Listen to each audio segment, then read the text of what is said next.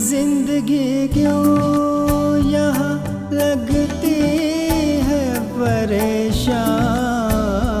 सी, एक मुश्किल है जरा देखिए आसान सी, एक मुश्किल है जरा देखिए आसान सी। अकरम, हम यहाँ से वापस नहीं जाना चाहते। खुदा से दुआ कीजिए कि शाहिना का दिल भी यहीं लग जाए। उनका तो ये मानना है कि जो ये बच्चा पैदा नहीं हो पा रहा, इसमें मोहसिना का कसूर है। प्लीज़ हमें बताइए कि ये रोशनी क्या होती है? हमने अपने माँ बाप के लिए अपनी चाहत, अपनी ज़िंदगियाँ सब दाव पे लगा दी। उन्हें नाज होगा हमारी इस कुर्बानी पर।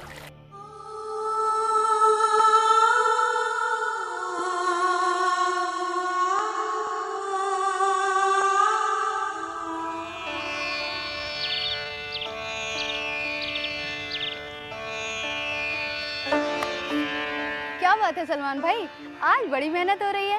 क्या एथलीट बनने का इरादा है आपका? अरे, क्या किसी डॉक्टर या साइंटिस्ट ने कहा है कि एक्सरसाइज करते वक्त बात नहीं कर सकते? उस बात का क्या फ़ायदा जिस बात में अगर आप किसी का मजाक उड़ा रहे हैं। क्या आप हमसे नाराज हैं सलमान भाई? जी हाँ। क्या हमसे कोई गलती हो गई? नहीं, अभी हम आपकी किसी बात से नाराज़ नहीं हैं। इसका मतलब तो ये है कि आप हमसे किसी पहले की बात पर नाराज हैं। जी हाँ।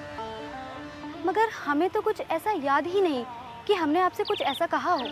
खैर छोड़ो फिर। प्लीज़ सलमान, प्लीज़ हमें बताइए कि हमने आपसे कब क्या ऐसा कुछ कह दिया। प्लीज़ सुबह सुबह हमारा दिमाग ख़राब मत करिए। आपको नहीं पता कल रात आपने क्या कहा था? हमें सच में याद नहीं है सलमान। कल आपने अब्बू के सामने नहीं कहा था, हम तो सिर्फ सड़कों की लाइटें देखते हैं, घर की लाइट्स का हमें क्या पता। ओह माय गॉड, वो तो मजाक था, जस्ट फॉर फन। शायद आप भूल गई हैं कि अमेरिका नहीं इंडिया है, और वो भी लखनऊ। यहाँ ऐसी बातों से फादर के सामने शर्मिंदगी महसूस होती है। I am sorry Salman, please हमें माफ़ कर दीजिए। हमारा वो मतलब नहीं था। माफ़ी की कोई ज़रूरत नहीं है, मगर आप आगे से इस बात का ज़रूर ख्याल रखेंगे। शाहिना, अरे अब रो क्यों रही हो? हमें सच में नहीं मालूम था सलमान, ये इतनी बड़ी गलती है। वहाँ अमेरिका में तो। शाहिना, ये अमेरिका नहीं है, दिस इज़ इंडिया। यहाँ लिहाज और शर्म ही हमारी ताकत है। I am sorry again, please हमें माफ़ कर दीजिए भैया। हम आगे से आपको कभी भी कुछ भी नहीं कहेंगे, और कुछ ही रोज़ में तो हमें वापस भी चले जाना है। शायद हम ही यहाँ के लायक नहीं।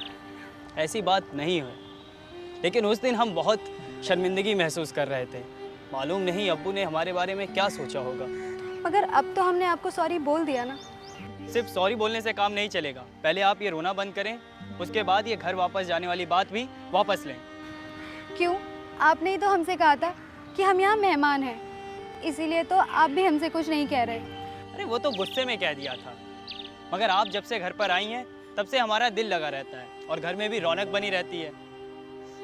हमें तो ऐसा नहीं लगता कि हमारे आने से यहाँ पर किसी को अच्छा लगता है। क्यों? ऐसा क्यों लगता है आपको?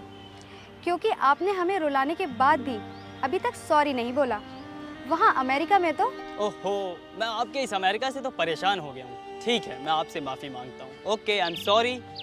ठीक है, अब प्लीज़ हंस दो। और आज आपकी अम्मी भी कुछ नई नई बातें बताएंगी, तो चलो घर। हम नहीं आएंगे। अरे तुम नहीं आओगी तो अम्मी से सवाल कौन पूछेगा? आओ।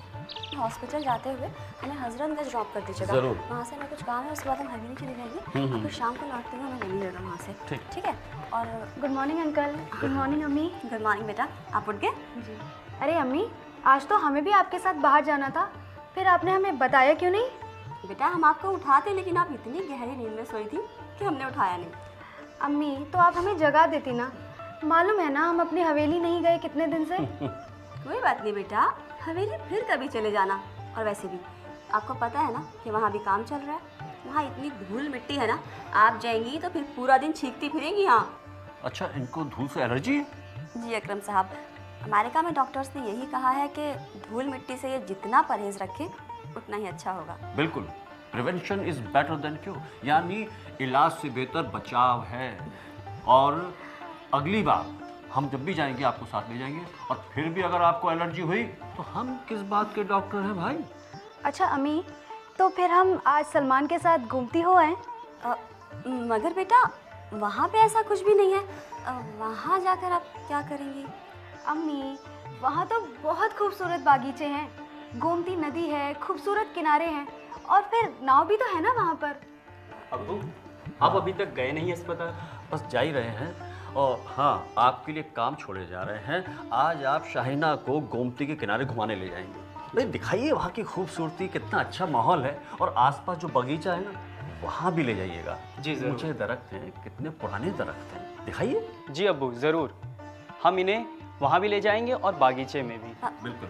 अकरम साहब, हमें देर हो रही है, आपको हॉस्पिटल भी जाना है और हमें रास्ते में ड्रॉप भी करना है। अरे भाई, हमें हॉस्पिटल ही तो जाना है, कौन सा इनकी तरह बागीचे में जाना है और फूल गिनना है और उन्हें पिरोना है। चलें अब? आप कहती हैं चलिए, पहले आप। ओके बेटा। ओके अम्मी, बाय। अम्मी, यू बोथ लुक कूल। आप दोनों साथ में बहुत अच्छे लगते हैं। सलमान, चले।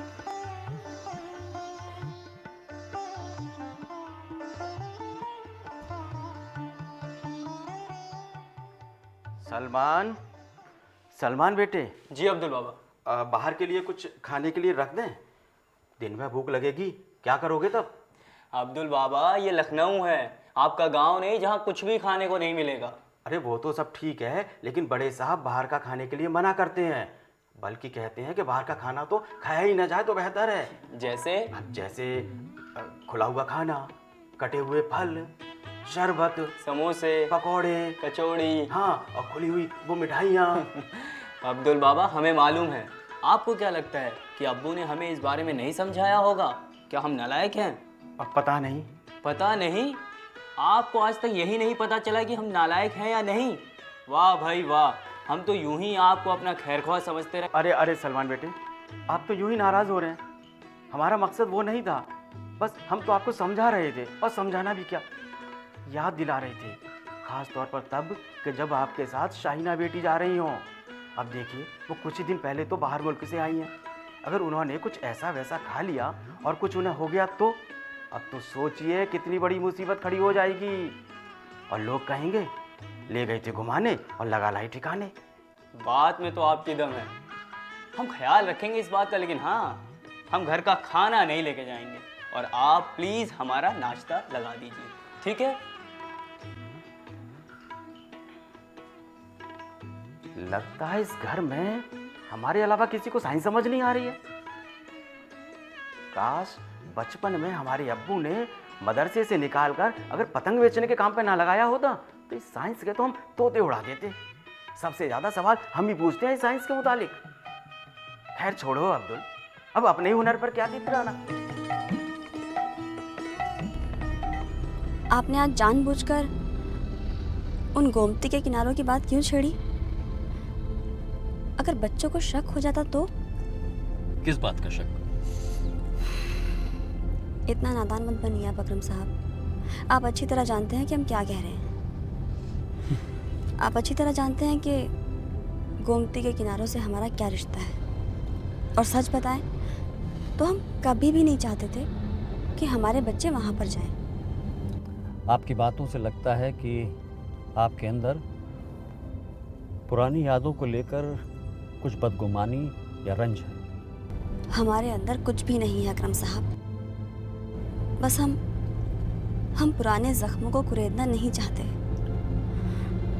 हम तो बस सब कुछ भूल जाना चाहते हैं। आपके भूल जाने या याद रखने से हमारा माजी नहीं बदलेगा। मगर कुछ है जो हमें परेशान करता है। आखिर आप समझने की कोशिश क्यों नहीं करते अकरम साहब? आखिर हम भी इंसान हैं, हमारे भी जज्बात हैं, हमें भी तकलीफ होती है। पुराने लम्हे, पुराने दिन हमें सब परेशान करते हैं, और ख़ास तौर पे तब जब हम इतने बरस के बाद उसी शहर में उसी शख्स के साथ हैं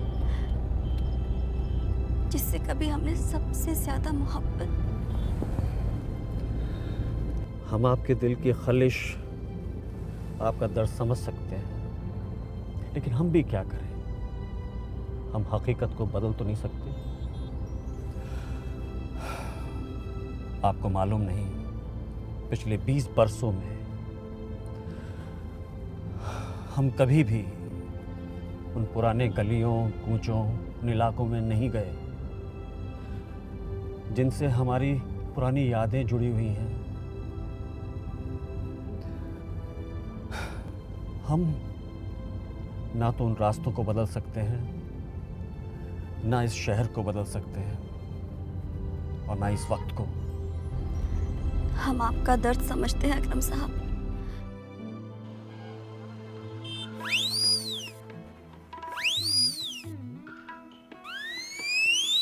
अरे भाई, ये घर में सन्नाटा कैसे पसरा पड़ा है? तो कहाँ गए हमारे दोनों शेर? अरे शेर नहीं, दोनों शेरनियाँ भी बोलो बड़े साहब। अब इस घर में 2 शेरनियाँ भी हैं। हैं? हाँ। अब्दुल, ये क्या कह रहे हो? कहीं बाप बेटे ने इकट्ठे शादी तो नहीं कर ली अपने चाचा को बताए बगैर? अरे ये किसकी मजाल बड़े साहब कि आपको बिना बताए अपने पंख भी फड़फड़ा सके। इसका मतलब हमारे जलाल के जलवे अभी बरकरार हैं। वैसे ये दोनों शेरनियाँ हैं कौन? ये साहब के बचपन की दोस्त हैं। बचपन की दोस्त? हाँ। लखनऊ की ऐसी कौन सी दोस्त है जिसे हम नहीं जानते? हाँ, रेहाना बीबी, इसी शहर के खानदानी रईस असमत बजवी साहब की बेटी। बताते हैं 20 बरस बाद बाहर के मुल्क से लौटी हैं। 20 बरस बाद दोस्त? हाँ। ओहो, रेहाना बेटी। हाँ। भाई, असमत साहब की साहबजादी ये छुटपन में अकरम के साथ बहुत खेला करती थी। वो उनके शौहर भी आए हैं। नहीं, शायद उनका तो इंतकाल हो गया। ओहो हो। अल्लाह रहम करे। ये सब हुआ कैसे? ये तो नहीं पता, लेकिन उनके साथ एक छोटी बच्ची भी आई है, शाहीना। बहुत ही अच्छी बच्ची है, बिल्कुल लगती ही नहीं कि विदेशी मैम है। अरे खानदानी बच्चियां हैं, खून से तमीज़ और तहजीब थोड़े निकल जाएगी। मगर अब्दुल, उनकी तो अपनी भी हवेली है, फिर वो यहाँ क्यों रुकी हैं? हाँ, उनकी हवेली की मरम्मत चल रही है, इसीलिए साहब ने कहा कि कुछ रोज़ यहीं रुक जाए। भाई, अकरम ने ये अच्छा किया। ये खुजली जो है ये हमें परेशान किए दे रही है। जब चाहे जहाँ मचल उठती है, जैसे कोई इसे रोकने वाला नहीं है। तो हमने कई बार तो झाड़ा लगवा लिया, बाबा जी का दिया हुआ तेल लगा लिया, मगर ये है कि जाकर राज़ी नहीं। लगता है किसी ने हमारे ऊपर कुछ टोटका करवा दिया है या फिर कुछ फूका हुआ खिला दिया। अरे बड़े साहब, कैसी बेकार की बातें करते हैं। आजकल जिन लोगों का हक बनता है उन्हें भी लोग नहीं कुछ खिलाते पिलाते, फिर आपको फोकट में कौन खिलाएगा? ये सब बेकार की बातें हैं, हमने अभी सीखी हैं। भाई, लगता है पिछले दिनों आप पर कोई परी या रूह तारी हुई है, जिसकी वजह से आप सारी कायनात का सच जान गए। परी और रूह कोई तारी नहीं हुई है, हम पर साइंस तारी हुई है। हम सब लोग रोजाना साइंस की नई नई बातें रेहाना बीबी और साहब से सीख रहे हैं। अब हम बेवकूफ़ नहीं रहे। आपके कहने का मतलब है कि खानदान में एक हम ही बेवकूफ़ हैं? नहीं, मेरा मतलब वो नहीं है। आप हमारे नहाने का पानी रखिए, तो बदन में बहुत खुजली हो रही है भाई। जी साहब। साइंस, इनकी साइंस। अरे हमारे बदन की खुजली मिटाए तो जाने इनकी साइंस के जलवे। आ गई साइंस।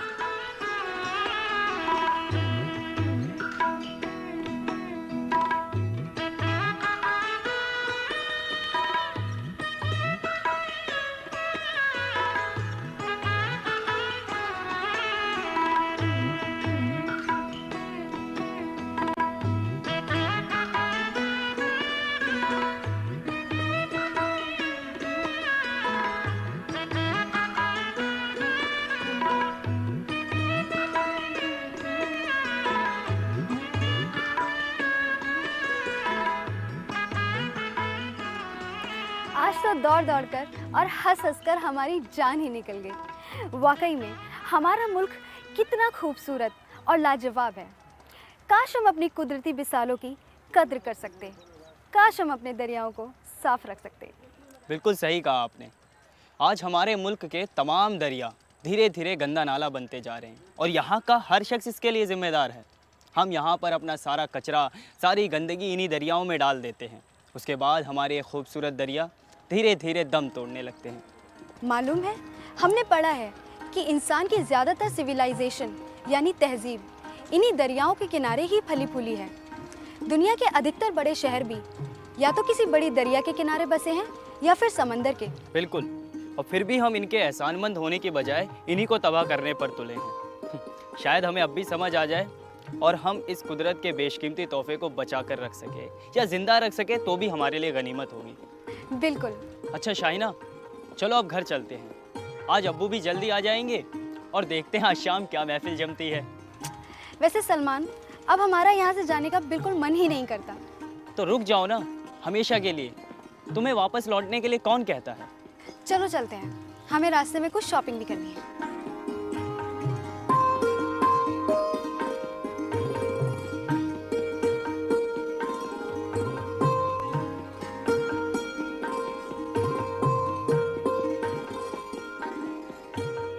अरे हाफिज चचा, आप आदाब। आदाब मेरे बच्चे अकरम, आदाब। और कैसे हैं आप? बहुत दिनों बाद देख रहा हूँ मैं आपको। हमें तो फिक्र हो रही थी, पता नहीं कैसे हैं, कहाँ हैं, ठीक तो हैं? अरे आप बैठिए बैठिए। अरे बेटा, बस झाड़ फूंक वालों के चक्कर में लग गया था तो आना ना हो सका। चचा आप भी झाड़ फूंक वालों के चक्कर में पड़ गए। अरे हाँ ये चचा जान रेहाना है, शायद आप इन्हें पहचानते नहीं। जी आदाब। आदाब। बैठो बेटा बैठो, जी जीती रहो। अरे बेटा, हमसे ये मत पूछा करो कि हम क्या पहचानते हैं और क्या नहीं। हम तो जुल्फ के गिरने भर से हवाओं की रफ्तार बता देते हैं। क्या बात है चचा जान, बड़ा शायाना अंदाज ले लिया आपने तो। ये असमत साहब की बेटी रेहाना है। भाई मान गए चचा जान आपको, बड़ी कमाल की याददाश्त है आपकी। क्या पहचाना है? बिल्कुल सही। भाई चचा जान, आप बड़ी पहुंची हुई रूह हैं। और इस मुताल्लिक हमने किसी से पूछा भी नहीं। अब्दुल गवाह है। क्यों अब्दुल, गलत हूँ क्या मैं? आप कभी गलत हो सकते हैं बड़े साहब। आपके कहे लफ्ज तो हमेशा के लिए जमीन की सलवटों में अपने लिए जगह बना लेते हैं हुजूर। वाह वाह, जियो बरखुरदार जियो। सच कहूँ तो आज की है ठेठ लखनवी अंदाज में शायराना बात। भाई वाह वाह, बहुत खूब। अरे चचा, आप बता रहे थे कि आप झाड़ फूक वालों के चक्कर में पड़ गए थे। भाई क्या हुआ था, सब ठीक तो है? अब क्या बताऊं बेटे, पिछले कुछ महीनों से पूरे बदन में ये कमबख्त खुजली सी होती रहती है। अब कोई कहता है एलर्जी हो गई है, मगर फकीर बाबा कहते हैं कि कोई ऊपरी खेल है। अरे चचा जान, आप भी डॉक्टर फैमिली के फर्द होकर ऐसी बातें करते हैं। अरे कुछ नहीं है, कई बार खून में या जिस्म के बायोलॉजिकल सिस्टम में गड़बड़ होने की वजह से ये एलर्जी या खुजली हो जाती है। अरे मैं 2 दिन दवा दूंगा आपको, आप बिल्कुल ठीक हो जाओ। दवाई तो ठीक है, ये बायोलॉजिकल ये क्या है भाई? अरे चचा, बायोलॉजिकल नहीं, बायोलॉजिकल। इस बारे में भी मैं आपको तफसील से समझाऊंगा। बड़े साहब, इस पर तो बात तफसील से शाम को ही होगी, जब बच्चे भी आ जाएंगे। अच्छा तो ठीक है, शाम को देख लेंगे इस राज को। मगर एक शर्त है कि अगर दवाई खाने से मेरी खुजली ठीक न हुई तो हम महफिल में नहीं बैठेंगे भाई। आदाब आदाब, आओ मेरे शेर बच्चे आओ। भाई बहुत लंबे होते जा रहे हो, माशाल्लाह माशाल्लाह। और ये रेहाना की बेटी शाहीना है। आदाब अंकल। आदाब आदाब, जीती रहो बेटी। भाई अब ये मत पूछ लेना कि हमें ये कैसे मालूम चला कि ये रेहाना की बेटी शाहीना है।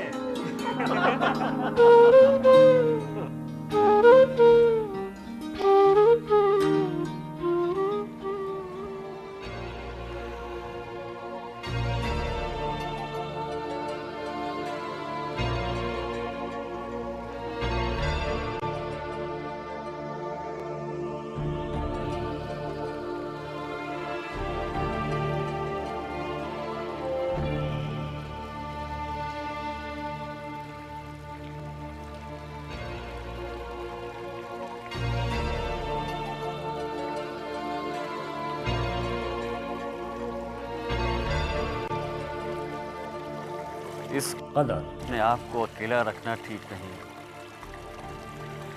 हमें महसूस होता है कि आपकी उदासी की वजह हम हैं, या हम आपका ख्याल ठीक से नहीं रख पा रहे हैं। ऐसी बात नहीं है अकरम साहब, आप हमारे अकेले रहने को अपनी गलती ना बताएं। दरअसल इतने बरसों के बाद हम अपने शहर वापस आए हैं, तो यहाँ की हर एक चीज़ को अपने अंदर समा लेने का दिल करता है। और फिर आप तो जानते हैं ना कि हम जब भी हवेली जाते हैं तो हमें अब्बू की याद बहुत परेशान करती है। इसीलिए यहाँ चले आए। रेहाना, हम आपके जज्बात समझते हैं, लेकिन पुराना वक्त कभी लौट कर नहीं आता। इंसान का अपने नसीब पर कोई जोर नहीं है। कुछ अपने आप को समझाने की कोशिश करो। आइए। हम जानते हैं अकरम साहब कि इंसान का उस पर या उसकी किस्मत पर कोई जोर नहीं चलता, लेकिन ये तो आप भी जानते हैं ना कि हमारा अपने दिल पर, अपने जज्बातों पर भी कोई काबू नहीं होता। चलिए। जिंदगी क्यों यहाँ लगती है परेशान से, एक मुश्किल है जरा देखिए आसान से, एक मुश्किल है जरा देखिए आसान से। हर तरफ वहम के साए हैं, धूप के सर है, टूटते ख्वाब की मिट्टी से दरकते घर हैं। ख्वाहिशें हो न जाए यूं कहीं बेजान से, एक मुश्किल है जरा देखिए आसान से, एक मुश्किल है जरा देखिए आसान